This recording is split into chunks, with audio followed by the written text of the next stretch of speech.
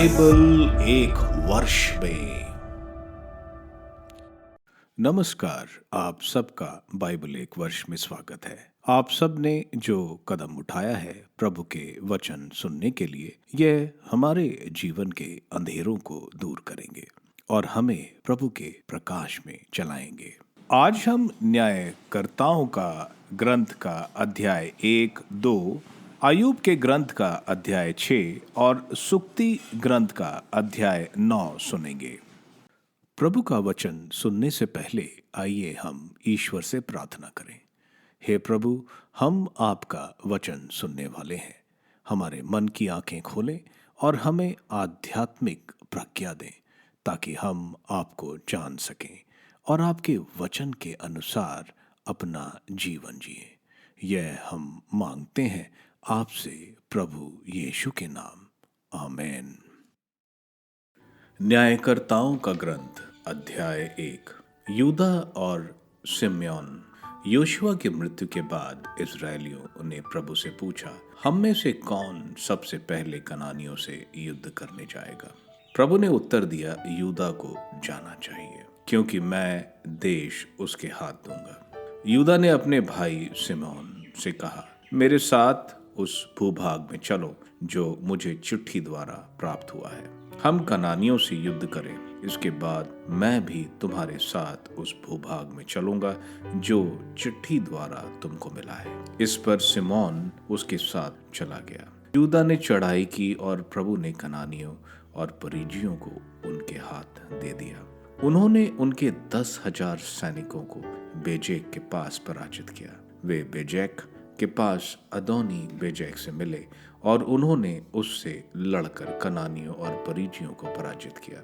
जब अदोनी बेजेक भाग गया तो उन्होंने उसका पीछा कर उसे पकड़ लिया और उसके हाथ पांव के अंगूठे काट डाले। इस पर अदोनी बेजेक ने कहा, 70 राजा जिनके हाथ पांव के अंगूठे कट गए थे, मेरी मेज के नीचे की जूठन खाते थे। जैसा मैंने किया, ईश्वर मेरे साथ उसके बदले वैसा ही कर रहा। वह यरूशलेम लाया गया, वहां उसकी मृत्यु हो गई। यूदा वंशियों ने यरूशलेम पर भी आक्रमण कर उसे अधिकार में कर लिया। उसके निवासियों को तलवार के घाट उतारा और नगर को चलाया। इसके बाद यूदा वंशी पहाड़ी प्रदेश में नगेब और निचले प्रदेश में रहने वाले कनानियों से युद्ध करने लगे। उन्होंने हेब्रोन में रहने वाले कनानियों से युद्ध किया। पहले हेब्रोन का नाम किरियत अराबा था और उन्होंने शेशे, अहिमान और तलमय को पराजित किया। वहां से आगे बढ़कर उन्होंने दाबीर के निवासियों पर आक्रमण किया। दाबीर का नाम पहले किरियत सेफेर था। कालेब ने कहा, जो किरियत सेफेर को पराजित कर अधिकार में ले लेगा, मैं उसके साथ अपनी पुत्री अक्सा का विवाह कर दूंगा। कालेब के छोटे भाई केनेज के पुत्र ओटनेल ने उस पर अधिकार कर लिया, इसलिए उसने अपनी पुत्री अक्सा का विवाह उसके साथ कर दिया। वह उसके पास आई और उसने उससे अनुरोध किया कि वह अपने पिता से एक खत मांगे। जैसे ही वह अपने गधे पर से उतरी, कालेब ने उससे पूछा, तुम्हें क्या चाहिए? उसने उसे उत्तर दिया, मेरा एक विशेष उपकार कीजिए। आपने मुझे नेगेब में एक खेत दिया, तो मुझे झरने भी दीजिए। इस पर कैलेब ने ऊपरी और निचले झरने दे दिए। मूसा का ससुर केनी जातीय था। उसके वंशज यूदा वासियों के साथ खजूर के नगर से यूदा के उजाड़ खंड गए, जो अराद के निकट नेगेब में स्थित है, और वहां उन लोगों के साथ रहने लगे। यूदा ने अपने भाई सिम्योन के साथ सफात में रहने वाले कनानियों को पराजित कर उनका संहार कर दिया, इसलिए उस नगर का नाम हुरुमा पड़ा।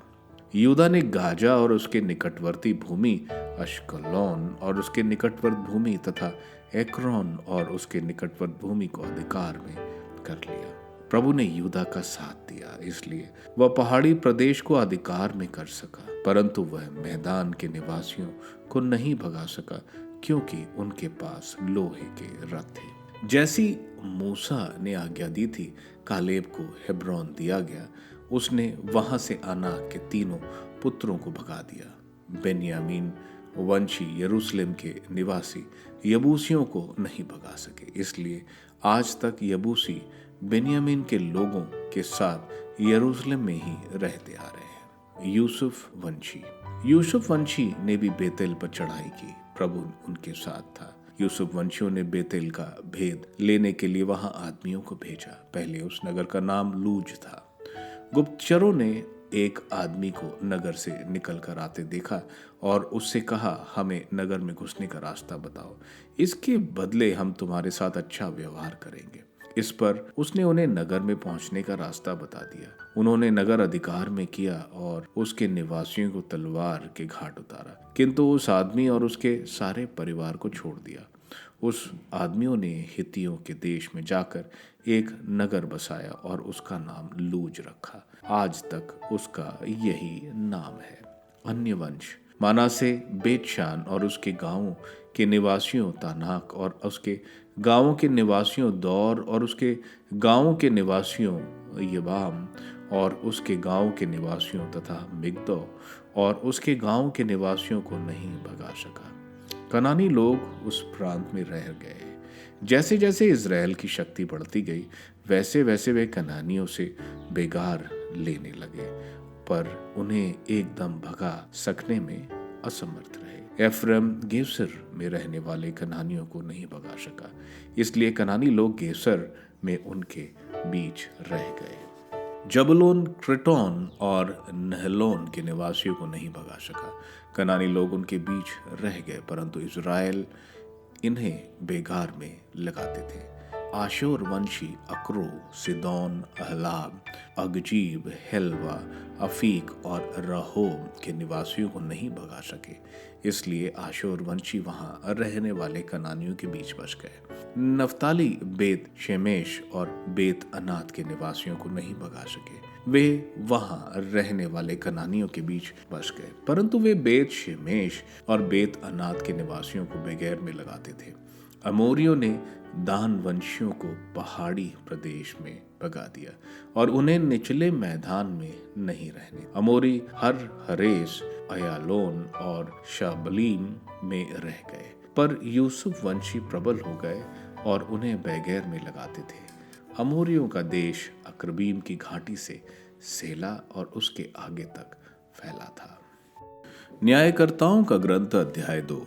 स्वर्ग दूत द्वारा चेतावनी। प्रभु का दूत गिलगैल से बोकीम गया और उसने कहा, मैं ही तुम लोगों को मिस्र से निकालकर इस देश में ले आया, जिसे मैंने तुम्हारे पूर्वजों को देने की शपथ ली थी। मैंने कहा था, मैं तुम्हारे लिए निर्धारित विधान कभी नहीं भंग करूंगा और तुम इस देश के निवासियों के साथ कभी समझौता नहीं करोगे, बल्कि तुम उनकी वेदियां तोड़ डालोगे। लेकिन तुम लोगों ने मेरी आज्ञा नहीं मानी।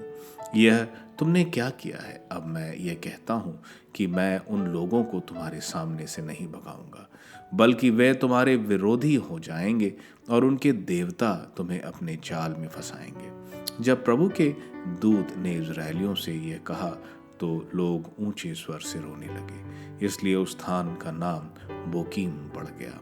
वहां उन्होंने प्रभु को बलिदान चढ़ाया। देव मूर्तियों की पूजा। जब योशुआ ने लोगों को विदा दिया था, इजरायली अपने अपने दाएं भाग की भूमि अधिकार में करने चले गए। योशुआ और उसके बाद जीवित रहने वाले नेताओं के जीवन काल तक जो इजरायली के लिए प्रभु द्वारा किए हुए समस्त कार्य जानते थे, इजरायली प्रभु की सेवा करते रहे। प्रभु के सेवक नून के पुत्र योशुआ का 110 वर्ष की उम्र में देहांत हुआ। वह गाश पर्वत के उत्तर में एफ्रीम के पहाड़ी प्रदेश पर स्थित तिम्नत हेरेस में अपने दाएं भाग की भूमि में दफना दिया गया। जब वह सारी पीढ़ी अपने पूर्वजों से जा मिली, तो एक ऐसी पीढ़ी आई जो प्रभु की ओर उसके द्वारा इजरायलियों के लिए किए गए कार्य नहीं जानती थी। तब इजरायलियों ने वही किया जो प्रभु की दृष्टि में बुरा है, और वे बाल देवताओं की पूजा करने लगे। उन्होंने प्रभु को, अपने पूर्वजों के ईश्वर को, जो उन्हें मिस्र से निकाल लाया था, त्याग दिया। वे अपने आसपास रहने वाले लोगों के देवताओं के अनुयायी बनकर उनकी पूजा करने लगे। उन्होंने प्रभु को अप्रसन्न कर दिया। वे प्रभु को त्याग कर बाल और अश्तारता देवियों की पूजा करने लगे। तब प्रभु का कोप इजरायलियों के विरुद्ध भड़क उठा। उसने उन्हें छापामारों के हवाले कर दिया जो उन्हें लूटने लगे। उसने उन्हें उनके शत्रुओं के हाथ भेज दिया और वे उनका सामना करने में असमर्थ रहे। जब वे युद्ध करते निकलते तो पराजित हो जाते थे, क्योंकि प्रभु उनके विरुद्ध था, जैसी कि उसने शपथ खाकर उन्हें चेतावनी दी है। न्यायकर्ताओं की नियुक्ति। जब इजरायलियों की दुर्गति बहुत अधिक बढ़ जाती थी तो प्रभु न्यायकर्ताओं को नियुक्त किया करता था, जो उन्हें लुटने वालों के हाथ से बचाया करते थे। किंतु वे न्यायकर्ताओं की बातें नहीं मानते और पथ भ्रष्ट होकर पराये देवताओं की पूजा और उपासना करते थे। वे प्रभु की आज्ञा पर चलने वाले अपने पूर्वजों का मार्ग शीघ्र ही छोड़ देते थे। वे अपने पूर्वजों का अनुकरण नहीं करते थे। जब प्रभु उनके लिए कोई न्यायकर्ता नियुक्त करता था तो प्रभु उसका साथ देता, और जब तक न्यायकर्ता जीता रहता था तब तक प्रभु इजरायलियों को उनके शत्रुओं के हाथ से बचाया करता था, क्योंकि जब वे अपने अत्याचारियों के दुर्व्यवहार से पीड़ित होकर कराते थे तो प्रभु को उन पर तरस आता था। परंतु जब वह न्यायकर्ता मर जाता था तो वे शीघ्र ही अपने पूर्वजों से भी अधिक घोर पाप करते थे। वे पराये देवताओं के अनुयायी बनकर उनकी पूजा और उपासना करते थे। उन्हें अपनी पुरानी आदतों और हठीला व्यवहार कभी नहीं छोड़ा। इससे प्रभु का कोप इजरायलियों के विरुद्ध भड़क उठा और उसने कहा, चूंकि ये लोग अपने पूर्वजों के लिए निर्धारित विधान का पालन नहीं करते और मेरी बात नहीं मानते, इसलिए मैं उन सब राष्ट्रों को उनके सामने से नहीं भगाऊंगा जो योशुआ की मृत्यु के बाद बच गए थे। मैं उनके द्वारा इजरायलियों की परीक्षा लेकर देखूंगा कि वे अपने पूर्वजों की तरह प्रभु के मार्ग पर चलेंगे या नहीं। इसलिए प्रभु ने उन राष्ट्रों को वहां रहने दिया। उसने उन्हें तुरंत योशुआ के हाथ देकर वहां से नहीं भगाया। अय्यूब का ग्रंथ अध्याय 6। अय्यूब का दूसरा काव्य। तब अय्यूब ने उत्तर देते हुए कहा, यदि मेरी वेदना तौली जा सकती, यदि मेरी विपत्ति तराजू पर रखी जाती, तो वह समुद्र के बालू से भी अधिक भारी होती। यही कारण है कि मैं बिना सोचे समझे बोला हूँ। सर्वशक्तिमान के बाण मुझे भेदते हैं, मेरी सांस उनका विष पीती है। ईश्वर के आतंक मेरे विरुद्ध पंक्तिबंद खड़े हैं। क्या जंगली गधा घास होने पर भी रेंगता है? क्या बैल सानी के सामने रंभाता है? क्या फीका भोजन बिना नमक के खाया जाता है? क्या अंडे की सफेदी में स्वाद होता है? मुझे अपने भोजन से घृणा होती है, वह मुझसे नहीं खाया जाता। ओ, यदि मेरे प्रार्थना सुनी जाती, यदि ईश्वर मेरी आशा पूरी करता, यदि ईश्वर मुझे रौंद डालता, यदि वह अपना हाथ खींचकर मेरा विनाश करता, तो मैं असहाय पीड़ा में भी आनंदित होता। मुझे यह सांत्वना मिलती कि मैंने परम पावन की वाणी नहीं भुलाई। मेरा सामर्थ्य क्या है जो मैं आशा रखूं? मेरा भविष्य क्या है जो मैं जीवित रहना चाहूं? क्या मेरे बल चट्टान का बल है? क्या मेरा शरीर कांसे का है? मुझ में कोई बल शेष नहीं रहा और मेरा कोई सहायक नहीं। निराशा में मनुष्य मित्रों की दया का अधिकारी है, नहीं तो वह सर्वशक्तिमान पर श्रद्धा नहीं करेगा। मेरे भाई नदी की तरह अविश्वसनीय है, जलधाराओं की तरह जो बह जाती हैं, जो वर्षा के समय चारों ओर उमड़ती हैं, किंतु बाद में सूखने लगती और ग्रीष्म ऋतु में लुप्त हो जाती हैं। उनकी खोज में कारवां अपना रास्ता छोड़कर उजाड़ खंड में भटक कर नष्ट हो जाते हैं। तेमा के कारवां उनकी खोज में निकले, शाबा के कारवां को उन पर भरोसा था। वह अपनी आशा व्यर्थ समझकर दुखी हैं। वो वहां पहुंचकर वे हैरान हो जाते हैं। इसी तरह तुम भी मेरे किसी काम के नहीं। मेरी विपत्ति देखकर तुम डरते हो। क्या मैंने तुमसे कहा मेरी सहायता करो? अपनी संपत्ति से मुझे छुड़ा लो, शत्रु के हाथ से मुझे मुक्त करो, शक्तिशालियों के हाथ से मेरा उद्धार करो। मुझे शिक्षा दो और मैं मौन रहूंगा। मुझे समझा दो कि मेरा अपराध क्या है। सच्ची बातों से मुझे कोई आपत्ति नहीं, किंतु तुम्हारे तर्कों का कोई आधार नहीं होता। क्या तुम मेरे शब्दों में दोष निकालना चाहते हो? क्या तुम नहीं समझते कि ये निराशा के उद्गार है? हो सकता है तो तुम अनाथ पर भी चिट्ठी डालते और अपने अंतरंग मित्र का सौदा करते। मेरी बातों पर ध्यान देने की कृपा करो। क्या मैं तुम्हारे सामने झूठ बोलूंगा? अभियोग लगाना छोड़ दो, अन्याय ना करो, छोड़ दो, मेरा साथ न्याय करो। क्या मेरी जीव्या झूठ बोलती है? क्या मुझ में भले बुरे की पहचान नहीं? सुक्ति ग्रंथ अध्याय 9। प्रज्ञा का निमंत्रण। प्रज्ञा ने अपने लिए घर बनाया है, उसके 7 खंबे खड़े किए हैं। उसने अपने पशुओं को मारा, अपनी अंगूरी तैयार की और अपनी मेज सजाई है। उसने अपनी दासियों को भेजा है और नगर की ऊंचाइयों पर यह घोषित किया, जो भोला भाला है वह इधर आ जाए। जो बुद्धिहीन है उसे वह कहती है, आओ मेरी रोटी खाओ, और वह अंगूरी पियो जो मैंने तैयार की है। अपनी मूर्खता छोड़ दो और जीते रहोगे। बुद्धिमानी के सीधे मार्ग पर आगे बढ़ते जाओ। जो अविश्वासी को शिक्षा देता है वह अपमानित किया जाता है। जो दुष्ट को डांटता है वह कलंकित होता है। अविश्वासी को मत डांटो, नहीं तो वह तुमसे बैर रखेगा। बुद्धिमान को डांटो और वह तुमको प्यार करेगा। ज्ञानी को शिक्षा दो, वह और ज्ञानी बनेगा। सदाचारी को शिक्षा दो, उसका ज्ञान बढ़ेगा। प्रज्ञा का मूल सूत्र प्रभु पर श्रद्धा है। बुद्धिमानी परम पावन ईश्वर का ज्ञान है, क्योंकि मेरे द्वारा तुम्हारे दिनों की संख्या बढ़ेगी और तुम्हारी आयु लंबी होगी। यदि तुम प्रज्ञ हो तो उससे तुमको लाभ होगा, यदि तुम अविश्वासी हो तो उससे तुम्हें हानि होगी। मूर्ख स्त्री बकवाद करती है, वह नादान है और कुछ नहीं समझती।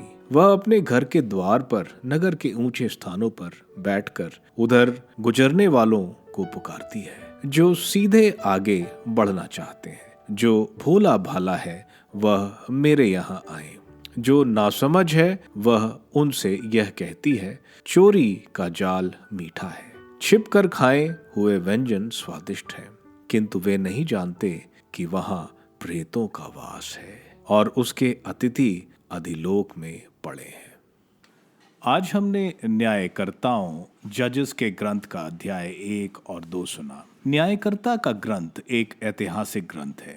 ये योशुआ के बाद इज़राइल के पहले राजा के समय को दर्शाता है। यह वह समय है जब इज़राइली ईश्वर ने उनके लिए क्या बताया था वो भूल जाते हैं, जिसकी वजह से अराजकता और हिंसा होती है। न्यायकर्ता का ग्रंथ में हम सबसे ज्यादा हिंसा देखते हैं, जो पहले अध्याय से शुरू होती है और आखिरी अध्याय में खत्म होती है। इस समय सब अपनी मनमर्जी करते हैं जो उनको पसंद है, ना कि संहिता का पालन जो उन्हें आदर्श जीवन दे। यह ग्रंथ सैमुएल ने लिखा है। अध्याय 1 में हम देखते हैं यूदा, जो इज़राइल की लड़ाई में हमेशा आगे रहता है, प्रभु की इच्छा पूछते हैं। हमें मालूम है वे प्रभु की इच्छा मंदिर के प्रधान याजक, जिनके पास उरिम और तुमिम होता है, उससे प्रभु की इच्छा जानते हैं। प्रभु उनको यूदा को युद्ध में जाने को बोलते हैं। सिमेओन, जो यूदा के सीमाओं में ही रहता था,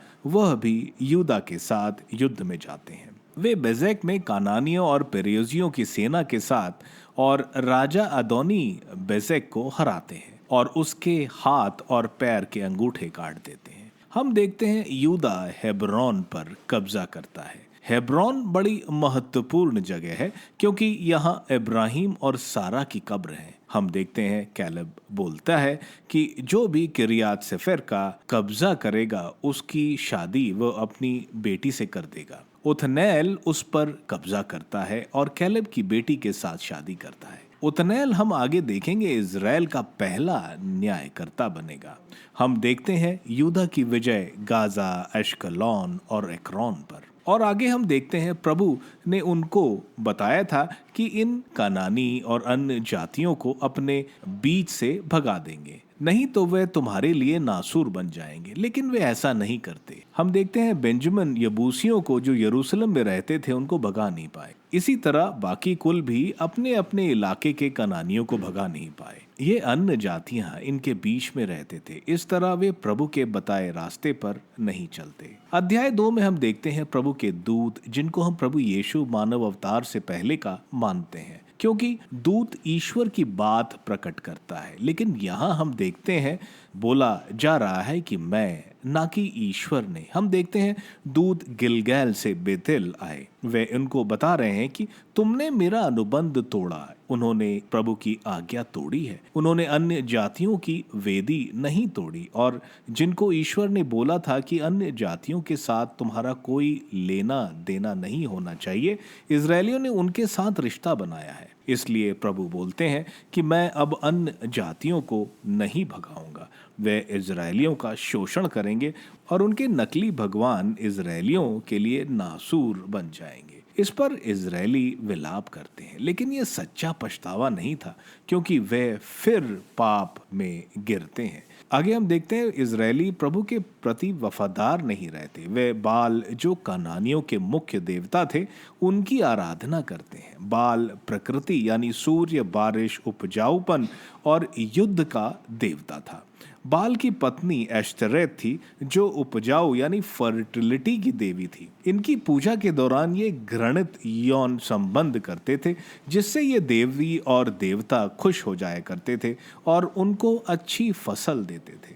यह घृणित पूजा देखकर ईश्वर का कोप इजरायलियों पर निकलता है, क्योंकि उन्होंने ईश्वर के पहले नियम का उल्लंघन किया। जब इजरायलियों पर अत्याचार होता है और वे प्रभु को दुहाई देते हैं, तो प्रभु उनको न्यायकर्ता देते हैं, जो उनको इजरायल के दुश्मनों से छुड़ाते हैं। लेकिन न्यायकर्ता की मृत्यु के बाद फिर इजरायली पाप में गिरते हैं और ईश्वर का कोप इजरायल के ऊपर आता है, और वे इन अन्य देशों को इजरायल के बीच से नहीं भगाते। आयूब के ग्रंथ के अध्याय 6 में हम देखते हैं आयूब अब बोलता है।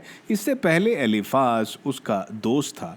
उसको सांत्वना देने के बदले वो आयूब पर आरोप लगा रहा था कि उसके छुपे पाप की वजह से वह यह सब सह रहा है। आयूब बहुत पीड़ा में है। इतनी सारी विपत्तियां, और इसके दोस्त भी उसको सांत्वना नहीं दे पाए, क्योंकि वह उनको भाइयों की तरह मानता था।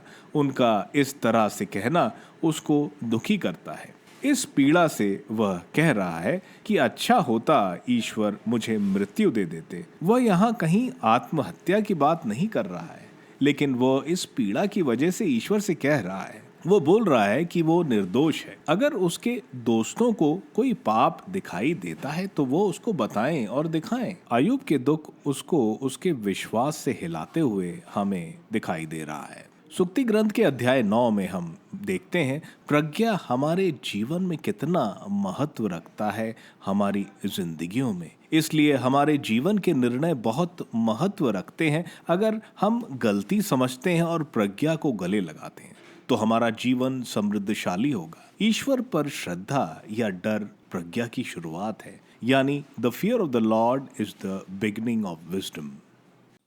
आप सबको धन्यवाद ईश्वर के वचन सुनने के लिए।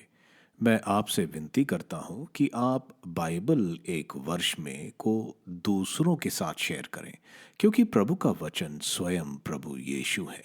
प्रभु को दूसरों को देने वालों को प्रभु की आशीष जरूर मिलेगी।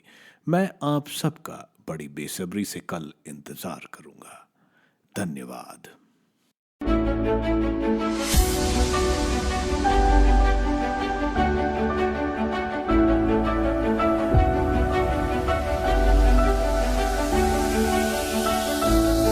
बाइबल एक वर्ष में